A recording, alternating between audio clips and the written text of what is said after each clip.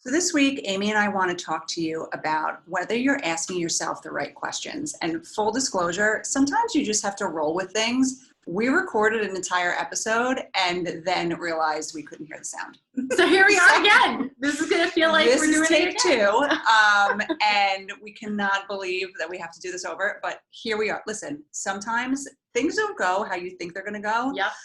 And I've gotten much better over the years at just rolling with it and kind of just like, okay, time to move on. We have to redo it. Let's go. So here we are, take two, talking to you about whether you're asking yourself the right questions. And I know the past couple episodes we've done have been not necessarily this exact topic, but along the same lines of like a mid-year review, evaluating where your business is and where you're going.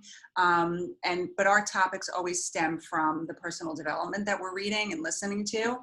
And one of the books that I just started reading and Amy just finished reading is Jenna Kutcher, How Are You Really? And we think that it starts with your own personal development. And this is a topic or a question that you have to ask yourself. And it can be really difficult, right? Yes, 1000%. But it has to start with you. So your own personal development, thinking about how you are doing really. It can be a hard question, right? Oh, can totally be, because it's also difficult to answer that question honestly when you have so many different outside forces or things telling you what the answer is, like the easy answer, right? So for an example, it's like if your business might be struggling right now because we're in a recession and there's inflation and we're dealing with all of these social and economic issues, it's really easy to be like, well, I can't get new business because the world's falling apart. Right. And we have the recession hitting us, right? And it's so easy to say that that's the answer. And for a lot of people, yeah, that is affecting your business. And it absolutely is, definitely taking a lot of people by surprise or making you just think differently about how you can move forward or make cuts or whatever. But it's also a really great time to start asking yourself the right questions of like, how do you dig yourself out of this? How are you really feeling in the season that you're in right now? Do you need to make adjustments to your business and to your life so that you don't have to feel how you're feeling right now if it's stuck or overwhelmed or discouraged? Like, you could figure out the right questions to start asking yourself to change that. And a lot of the experts that I've been listening to, of course, the usuals, Ed Mylett, Brendon Burchard, Dean Graziosi. He was on Ed Mylett's show this week. And they're all saying like, okay, we're obviously in a really difficult time right now. Yeah. Economically, politically, the world, our country is just in a crazy time right now. And they don't see things getting better for a while, let's say the next couple of years. But what both Brendon Burchard and Dean said when I was listening to them this week is that the next couple of years are going to be like a time for growth for people. Right. And it's a really great opportunity. Yes, it's a tough time, but it's a really great opportunity to take a step back, ask yourself the really tough questions like, where am I? Where do I want to go? And how am I going to get there? And take the time to implement those plans. And sometimes, like if you're going in a certain direction and it's not working, maybe you're not asking yourself the right questions. So do you want to give the example of our office question, the office space, when you said you weren't asking the right questions? So this has been coming up. This is a theme that started, and we mentioned this a few podcasts ago because Laura had listened to a podcast episode with Rachel Hollis, and she basically talked about how she wasn't asking the right questions. The ultimate example she gave was like, she wanted to fly first class in order to be a speaker at different conferences because she knew that she would feel the most rested, feel the most comfortable, have a meal, not be cramped in whatever, what is it called? Business class, whatever economy. And so she said like, I had to start asking the right questions. And instead of like trying to fix all the other problems, all I had to do was ask the organizers of these conferences, like, hey, I can do this so long as you send me first class. Right. So she was asking herself, how do I make more money and able to afford first class? Right. And then she realized that she was asking the wrong questions. She had to start asking the right questions to the right people. So instead of trying to kill herself over to make more money, she was like, I need to ask for what I'm looking for and see if somebody will give it to her. And sure enough, like nobody ever batted an eye. Right. Everybody was like, yep, absolutely. And so for Laura and I, this happened recently because one of the changes that we are actually looking to implement in our business is we are actually looking for a physical office expansion. And when this topic first came up between us, because our team was starting to grow, the necessities that, you know, the requirements we needed out of our office started to grow. So we were like, how can we leverage like a bigger space? How can we find a bigger space in a building that we're in right now? Like we started to ask ourselves all of these questions, right? And then I had a conversation with a colleague from New Jersey that I've worked with. And she made a comment to me of like, you should come, you know, spend time in my office and you should use one of my offices and whatnot. And instead of having to work from home or work from your other office. And I was like, okay, I'll just put that in the back of my mind. It was like a Friday conversation, didn't think anything else of it. And then when Laura and I were talking about our office expansion, she was like, you know, it would be really great if we could find some more space in New Jersey because we both do practice in both New York and New Jersey.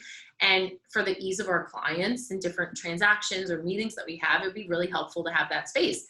And the conversation I had with that colleague popped up and I was like, Laura, I just had this conversation. And we realized like we weren't asking ourselves the right question. It's not so much about what we could do to the space that we had right now. It's that, was there a better question we could have asked ourselves as to where we needed to move ourselves to position ourselves next? And this, once we started talking about it, it was like it made so much more sense Right. to the two of us. Like both of us felt the light bulb moment, and in our guts, we were like, oh, that's what we meant by a bigger expansion. office. Yeah, it's like and we had to talk through that. So sometimes like it's not going to come to you right away, but you really have to sit with yourself. Yeah. And you know, it's hard to tune out the noise when you're thinking about like these really difficult questions. Mm-hmm. And people are always guided by their own beliefs and their own opinions. And so I could tell Amy what I think she should be doing, but that might not be true to her. Right. So you have to learn how to like follow your own intuition and ask yourself the right questions. And I love, anybody that knows me knows that I love my Peloton, I love my bike, and I also love to do Peloton runs. And one of my favorite trainers is Robin Arzon. And I was doing a 90s hip hop run with her recently. And so she used to be a lawyer, of course. And she was a lawyer for a big white shoe firm in Manhattan. And she had like this vision for herself that she wanted to do something like fitness and technology. She said she wrote that on her vision board one year for her birthday. And she said if she would have listened to the well-meaning people who were telling her basically that she was absolutely insane for leaving like this amazing legal, or even thinking about leaving this amazing legal career that she had to start on some new path with fitness and technology. If she had listened to those well-meaning people, then she would still be sitting in an office with no windows in the city doing, you know, making billable hours, wishing that she could be going for a run in Central Park. And that was so, like, when I heard that, I was like, wow. How accurate is that? It's so accurate because you have all these people are like, oh, but you spent all that money in law school, or, oh, you're so good at what you do.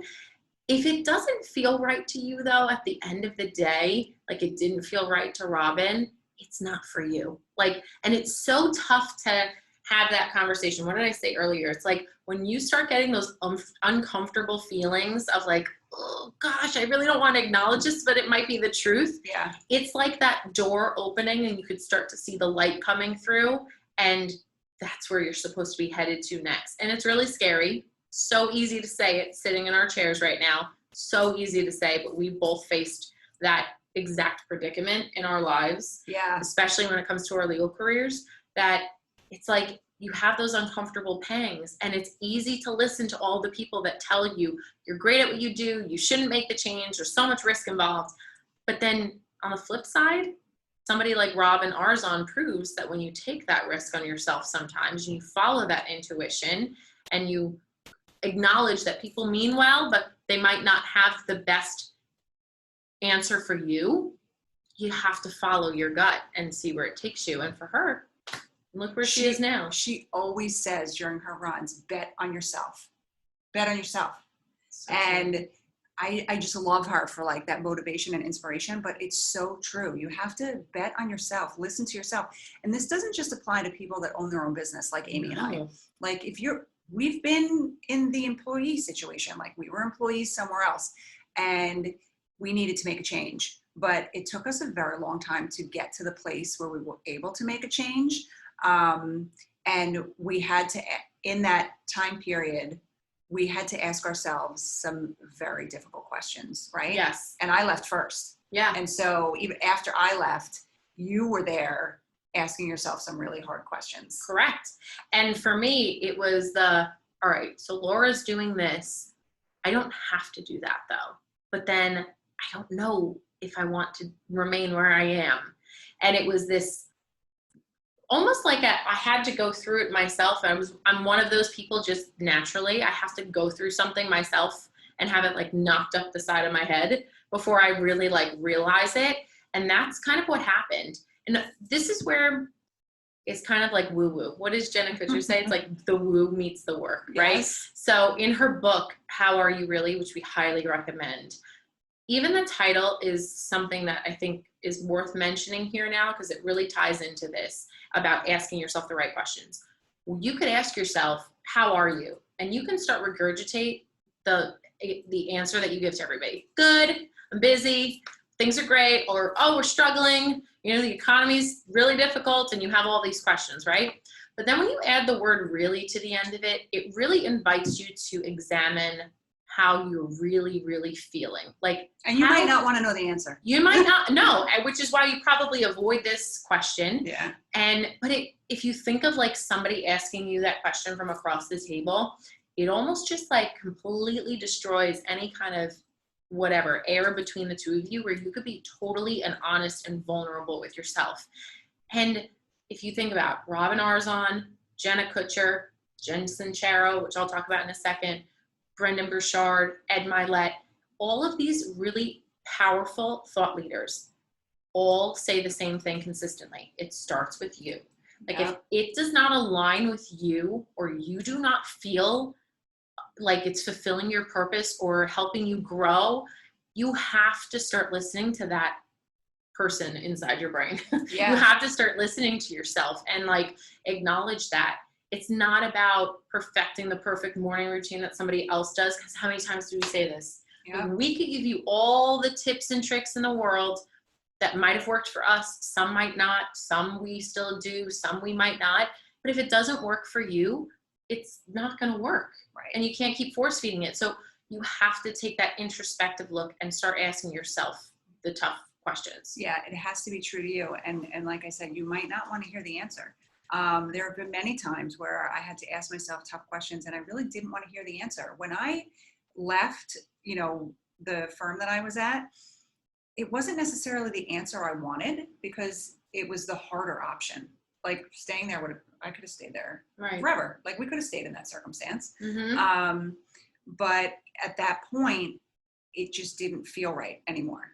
And even though it was the harder option to leave, I had to do it because I had to be true to myself, and figure out where I needed to go next. So even now, Amy and I are, you know, we're always looking to grow and, you know, having all these conversations lately about, you know, the times we're living in, the hard economy we're living in, and our business and where we want to take it. So if we think about it, you know, we have had conversations where we look at our practice areas and we know like certain times of the year are slower in certain practice areas. So I said to Amy the other day, I said, we have to look at the year as a whole and all of our practice areas and think about how we're going to like fill in the gaps when we go through those slower time periods. Mm-hmm. And these are not easy things to think about. Like you actually have to sit down, ask yourself the question, where are you? Are you happy with where you are? If you're not, you know, what changes do you want to make? And then when you decide what you want to change, you got to figure out how you're going to get there. Mhm. Right.